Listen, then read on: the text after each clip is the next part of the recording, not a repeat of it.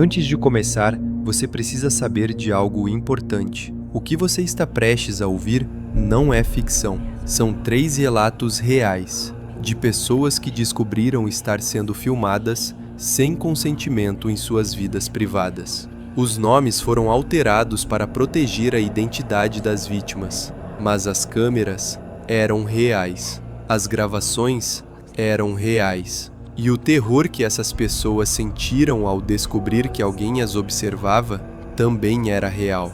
Estas não são lendas urbanas, são experiências relatadas por pessoas reais, que tiveram sua privacidade violada das formas mais perturbadoras possíveis. Se você já passou por algo similar, saiba que você não está sozinho.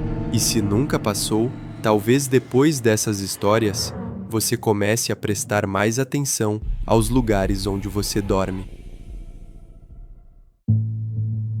História 1. O Airbnb. Amanda Ferreira tem 26 anos e trabalha como designer gráfica em São Paulo. No final de agosto de 2023, ela recebeu uma proposta de trabalho temporário em Florianópolis, Santa Catarina. Seria um projeto de 3 meses para uma empresa de tecnologia local. Como o contrato era temporário, Amanda não queria alugar um apartamento com contrato de 1 ano. Hotéis seriam muito caros para 3 meses. A solução óbvia era um Airbnb. Ela passou 2 semanas procurando o lugar perfeito. Precisava de algo perto do escritório da empresa, com boa internet para trabalhar remotamente quando necessário e dentro do orçamento que a empresa oferecia como ajuda de custo. Finalmente, encontrou o lugar ideal. Um estúdio compacto, mas bem decorado, em um prédio moderno no centro de Florianópolis. As fotos mostravam um espaço clean, com cama de casal, uma pequena cozinha americana, banheiro privativo e uma área de trabalho com mesa e cadeira ergonômica. O anfitrião, que vamos chamar de Carlos, tinha excelentes avaliações, mais de 50 reviews, todos com 5 estrelas. Os comentários eram consistentes. Anfitrião atencioso, apartamento exatamente como nas fotos, lugar limpo e confortável, ótima comunicação. Amanda fez a reserva e pagou pelos 3 meses adiantado, com um pequeno desconto que Carlos ofereceu por ser uma estadia longa. Chegou em Florianópolis numa segunda-feira de manhã. Carlos estava esperando no apartamento para fazer o check-in pessoalmente. Ele era um homem de uns 45 anos mais ou menos, simpático, bem vestido, que trabalhava como engenheiro e tinha aquele Airbnb como investimento. Ele mostrou tudo a Amanda, explicou como funcionava o ar-condicionado, onde ficava o registro de água em caso de emergência, como usar o interfone do prédio, entregou 2 chaves. Foi atencioso, mas não invasivo. Disse que qualquer problema era só mandar mensagem. Desejou boa estadia e foi embora. Amanda adorou o lugar. Era exatamente como nas fotos. Arrumou suas coisas, organizou o espaço de trabalho, foi ao mercado comprar mantimentos. Nos primeiros dias, tudo foi perfeito. Na 3ª semana de estadia, Amanda começou a notar pequenas coisas estranhas. Objetos que ela tinha certeza de ter deixado em determinados lugares apareciam levemente deslocados. Uma vez foi o controle remoto da TV. Ela sempre deixava na mesinha de centro, mas apareceu no braço do sofá. Outra vez foi um livro que estava na mesa de cabeceira e apareceu na estante. Amanda pensou que estava sendo paranoica. Trabalhava muito. Às vezes, chegava em casa exausta. Provavelmente estava movendo as coisas sem prestar atenção e esquecendo. Mas então, começou a perceber outros detalhes. A porta do banheiro, que ela sempre fechava completamente, às vezes estava entreaberta quando voltava do trabalho. A cortina da janela, que ela deixava fechada durante o dia, ocasionalmente estava parcialmente aberta. Um dia, Amanda teve que voltar ao apartamento durante a tarde, porque havia esquecido um documento importante. Quando abriu a porta, teve uma sensação estranha, como se alguém tivesse estado ali minutos antes. O ar parecia diferente. Não havia ninguém, é claro. Tudo estava normal, mas a sensação persistiu. Ela começou a prestar mais atenção. Passou a deixar pequenos testes antes de sair. Um fio de cabelo atravessado na porta do armário. Um pedaço quase invisível de fita adesiva na gaveta da mesa. Coisas que ela saberia se fossem movidas. E foram. O fio de cabelo estava no chão. A fita tinha sido recolada, mas não exatamente na mesma posição. Alguém estava entrando no apartamento quando ela não estava. Amanda mandou mensagem para Carlos. Educadamente, sem acusar diretamente, perguntou se ele ou a equipe de limpeza tinham entrado no apartamento nos últimos dias. Disse que não havia problema, mas gostaria de ser avisada antes para poder organizar suas coisas. Carlos respondeu rapidamente. Disse que não, que só entrava com aviso prévio, e que a limpeza era responsabilidade do hóspede durante estadias longas. Perguntou se havia algum problema. Amanda disse que não, que estava tudo bem, apenas checando, mas não estava tudo bem.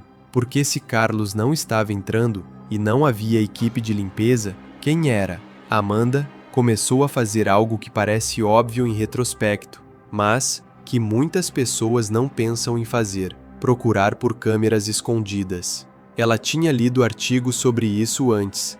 Sabia que era uma preocupação crescente com Airbnbs. Havia casos documentados de anfitriões instalando câmeras para espionar hóspedes, especialmente mulheres sozinhas.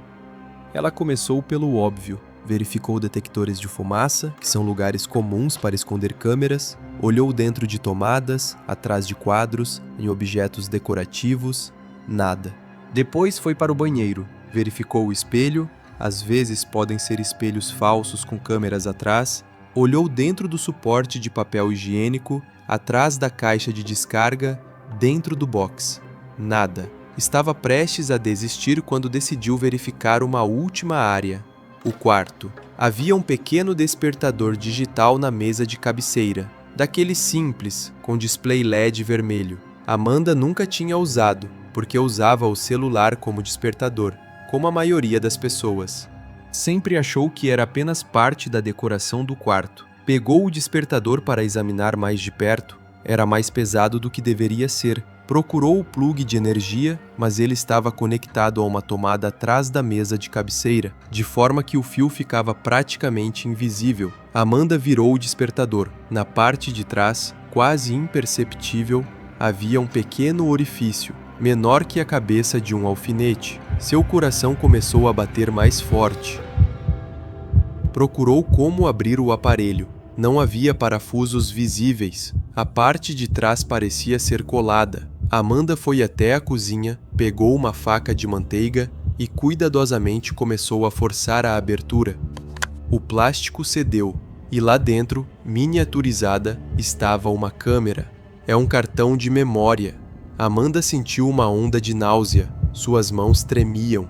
Ela pegou o cartão de memória e o colocou no computador. Havia dezenas de pastas, organizadas por datas. Algumas remontavam a 2 anos atrás. Amanda abriu a pasta mais recente, sua pasta, com as datas da sua estadia. Havia centenas de vídeos. Ela se forçou a ver alguns. Não todos. Não conseguiria.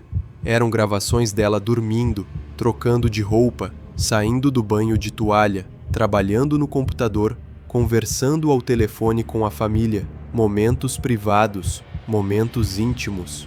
Cada vídeo tinha sido editado, os arquivos tinham nomes específicos.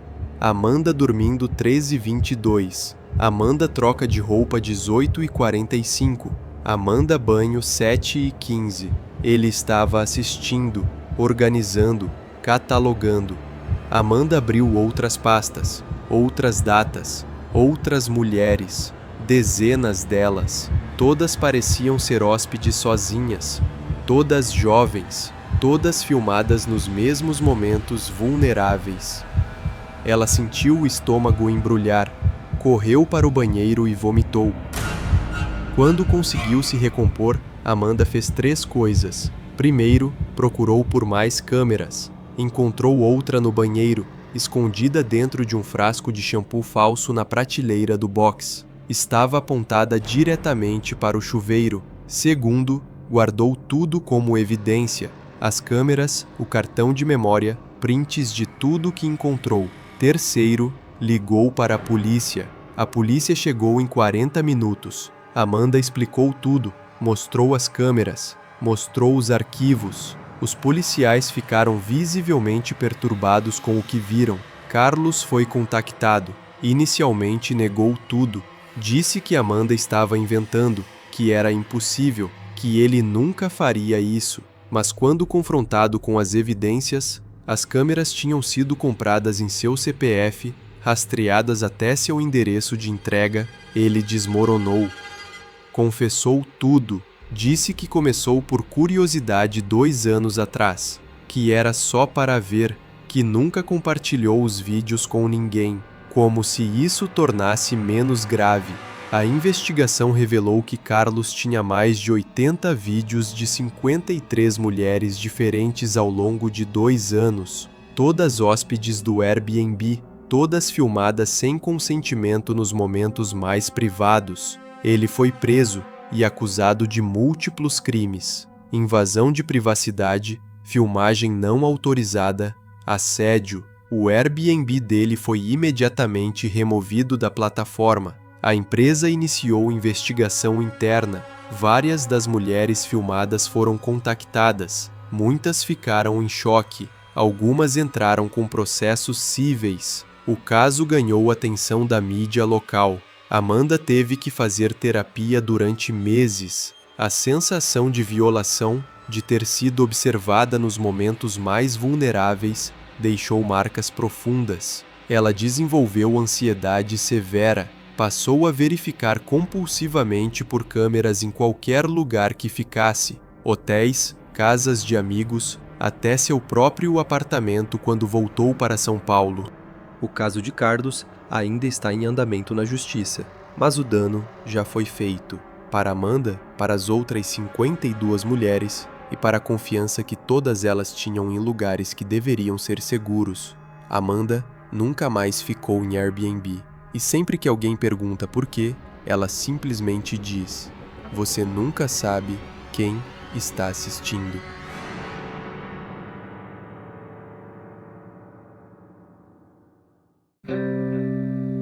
História 2. O Vizinho.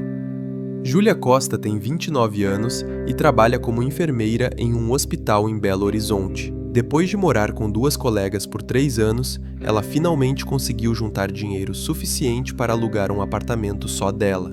Era um apartamento pequeno, 1 quarto, sala integrada com cozinha americana, um banheiro, mas era dela. Primeiro andar de um prédio antigo, mas bem mantido no bairro Savassi. Sem porteiro, sem muita segurança, mas em uma área relativamente tranquila. Júlia se mudou em abril de 2024. Estava empolgada com a independência. Finalmente teria seu próprio espaço, suas próprias regras, privacidade completa. O prédio tinha apenas 6 apartamentos, 2 por andar. O vizinho do lado, apartamento 102, era um homem de uns 50 anos, que Júlia ocasionalmente via no corredor. Ele sempre cumprimentava educadamente, mas nunca puxava conversa. Parecia ser solteiro, trabalhava de casa aparentemente, porque Júlia sempre o via entrando e saindo durante o dia. Nas primeiras semanas, Júlia estava ocupada demais organizando o apartamento para prestar muita atenção aos vizinhos. Mas depois que as coisas se acalmaram, ela começou a notar algo estranho. O vizinho do 102 sempre parecia estar saindo de seu apartamento exatamente quando Júlia estava chegando ou saindo, como se ele soubesse. No início, ela achou coincidência, mas acontecia com frequência demais para ser apenas sorte. E ele sempre a olhava, não um olhar casual, um olhar prolongado, intenso, que fazia Júlia se sentir desconfortável. Credo! Ela começou a acelerar o passo quando o via, entrando rapidamente em seu apartamento e trancando a porta. Então começaram os comentários. Esse uniforme azul fica bonito em você. Ele disse uma manhã quando Júlia estava saindo para o turno no hospital. Júlia agradeceu educadamente, mas ficou incomodada. Como ele sabia que ela usava o uniforme azul? Ela sempre colocava um moletom por cima quando saía, e só tirava no hospital, a menos que... Outra vez, Vi que você comprou plantas novas. Gosta de jardinagem? Júlia tinha comprado 3 vasos de plantas, sim, mas eles estavam na janela interna do seu apartamento, não visível da rua ou do corredor. Como ele sabia? E o pior, parece que você gosta de dormir tarde nos fins de semana. Boa estratégia para recuperar o sono. Como ele sabia a que horas ela dormia? Ou acordava? Júlia começou a ficar genuinamente preocupada. Esses comentários implicavam que ele sabia coisas sobre sua rotina que não deveria saber. Coisas que só poderiam ser sabidas se ele estivesse observando. Mas como?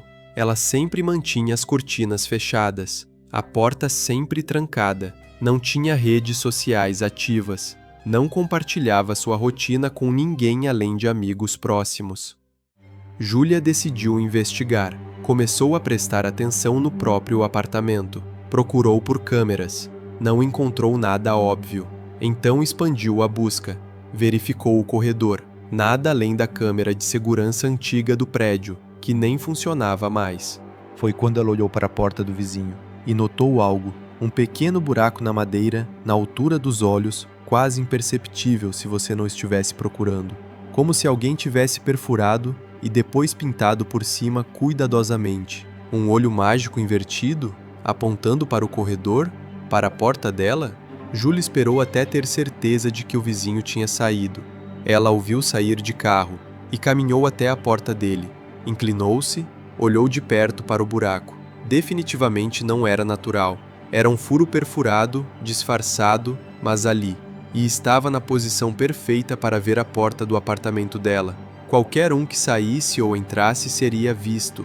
Isso explicava como ele sempre, coincidentemente, aparecia quando ela estava saindo, mas não explicava como ele sabia detalhes sobre o interior do apartamento dela. Júlia voltou para casa, trancou a porta. Ele começou a pensar: se havia um buraco na porta dele apontando para fora, seria possível que houvesse algo similar apontando para dentro do dela?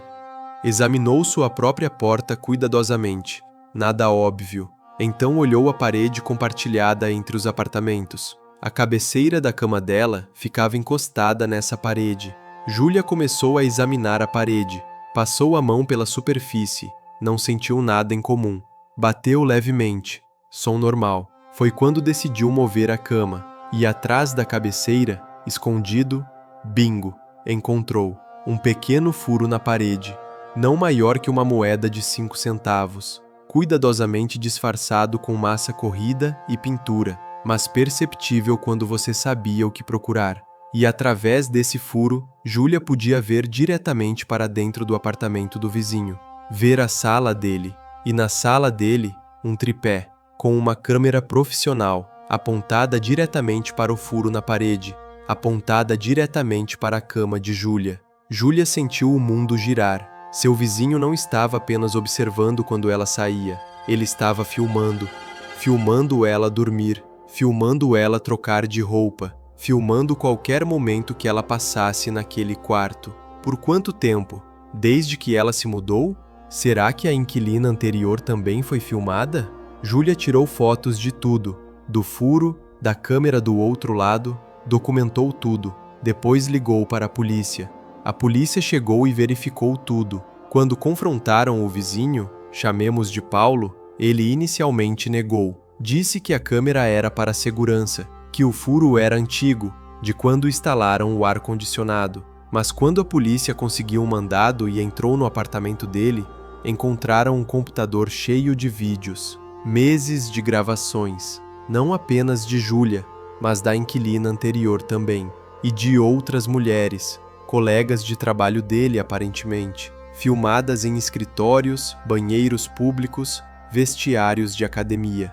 Paulo era obcecado, tinha um sistema elaborado, câmeras ocultas que levava em uma bolsa, câmeras fixas em paredes compartilhadas, técnicas de perfuração silenciosa que aprendera online. Foi preso por múltiplos crimes de voyeurismo e invasão de privacidade. Júlia quebrou o contrato de aluguel imediatamente e se mudou. Não conseguia ficar naquele apartamento nem mais um dia. Desenvolveu insônia severa. Sempre que fechava os olhos, via aquela câmera do outro lado da parede. Até hoje, 2 anos depois, ela ainda verifica todas as paredes de qualquer lugar onde mora. Bate, procura, nunca encontra nada, mas também nunca para de procurar.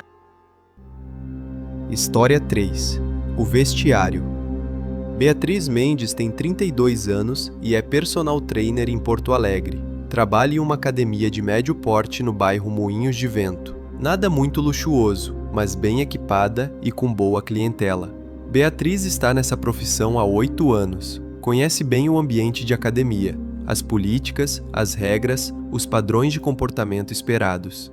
E uma coisa que sempre foi levada muito a sério nessa academia específica era a privacidade nos vestiários. A academia tinha vestiários separados por gênero, cada um com chuveiros individuais, armários com cadeado e uma política clara. Celulares não eram permitidos dentro dos vestiários. Havia placas em toda parte. A regra existia exatamente para prevenir o que você está pensando. Pessoas tirando fotos ou gravando vídeos sem consentimento. Era março de 2024 quando Beatriz começou a notar algo estranho. Algumas das alunas mulheres começaram a fazer comentários sobre se sentirem observadas no vestiário. Não era nada concreto, apenas uma sensação. Aquele desconforto inexplicável quando você tem certeza de que há olhos em você, mas não consegue identificar de onde. Beatriz inicialmente atribuiu isso à paranoia normal que muitas mulheres sentem em espaços compartilhados. Infelizmente, é uma realidade. Mulheres precisam estar sempre alertas, sempre em guarda. Mas então uma das alunas, uma jovem de 23 anos que chamaremos de Camila, veio até Beatriz com uma preocupação mais específica.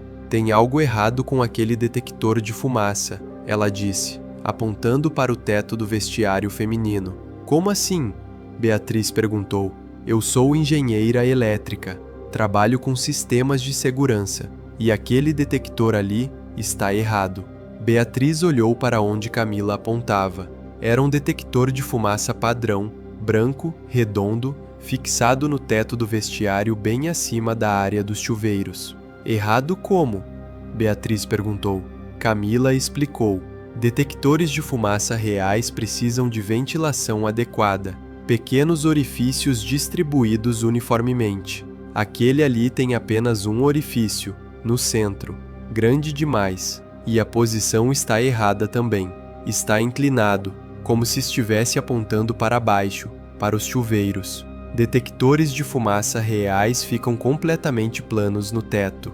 Beatriz sentiu um calafrio percorrer sua espinha. Você está dizendo que... Estou dizendo que pode ser uma câmera escondida. Elas decidiram verificar, mas tinha um problema. O detector estava no teto, a uns 3 metros de altura. Precisavam de uma escada. Beatriz foi até a gerência e explicou a situação. O gerente, um homem de uns 40 anos chamado Roberto, inicialmente pareceu contrariado. Isso é ridículo, ele disse. Eu mesmo instalei esse detector faz 2 anos. É só um detector de fumaça normal. Então não tem problema a gente verificar, certo? Beatriz insistiu. Roberto hesitou. 1 segundo tarde demais. Beatriz percebeu, Camila percebeu. Ou a gente verifica agora com você presente, ou eu ligo para a polícia e eles verificam sem você. Beatriz disse, surpreendendo-se com a própria firmeza. Roberto cedeu. Tudo bem, vou buscar a escada. Elas esperaram até depois do horário de funcionamento. Não queriam causar pânico entre as alunas se a suspeita se confirmasse. Beatriz, Camila, Roberto e mais 2 funcionárias da recepção foram até o vestiário feminino vazio. Roberto trouxe a escada, subiu lentamente, chegou até o detector. Beatriz notou que suas mãos tremiam levemente enquanto ele tocava o aparelho. Está preso com parafusos de segurança, Roberto disse. Preciso de uma chave especial. Então vá buscar, Beatriz respondeu. Ele desceu, foi até o almoxarifado, voltou com uma pequena caixa de ferramentas. Subiu de novo, começou a desparafusar. O detector saiu do teto. Roberto desceu da escada segurando o aparelho. Suas mãos definitivamente tremiam agora. Camila pegou o detector de suas mãos. Virou. Abriu a parte de trás. Não havia sensor de fumaça. Havia uma câmera, uma bateria, um cartão de memória. O silêncio no vestiário foi absoluto por cerca de 5 segundos. Então Beatriz explodiu. Você, filho da p... Roberto deu um passo para trás. Eu não sabia que estava ali. Alguém deve ter trocado. Deve ter sido... Para de mentir, uma das recepcionistas gritou. Você disse que instalou esse detector. Você acabou de dizer isso. Roberto olhou ao redor como um animal acuado. Então, sem aviso, ele arrancou o detector das mãos de Camila e correu. Beatriz e as outras correram atrás dele. Roberto atravessou a academia, derrubando equipamentos, tentando chegar à saída. Mas Beatriz era personal trainer, era rápida. Ela o alcançou perto da porta de saída, pulou em suas costas e o derrubou. As outras funcionárias chegaram segundos depois. Segurarão Roberto no chão enquanto Beatriz chamava a polícia. A polícia chegou e prendeu Roberto. Apreenderam o detector de fumaça falso, o cartão de memória e foram até a casa dele com um mandado de busca. O que encontraram foi pior do que qualquer um poderia imaginar. Roberto tinha arquivos datando de 3 anos, centenas de vídeos de mulheres se trocando, tomando banho, em momentos completamente privados no vestiário. Ele tinha catalogado tudo por nome, tinha favoritos, tinha vídeos editados com zoom em partes específicas dos corpos. E pior, ele estava vendendo. Tinha uma conta em um site obscuro onde vendia conteúdo exclusivo de academia real. Estava lucrando com isso. Durante 3 anos. A investigação expandiu. Descobriram que Roberto tinha trabalhado em outras 2 academias antes. Quando a polícia verificou, encontraram os mesmos detectores de fumaça falsos nos vestiários femininos dessas outras academias também. No total, estimaram que mais de 200 mulheres tinham sido filmadas sem consentimento ao longo de 5 anos. A notícia estourou na mídia local.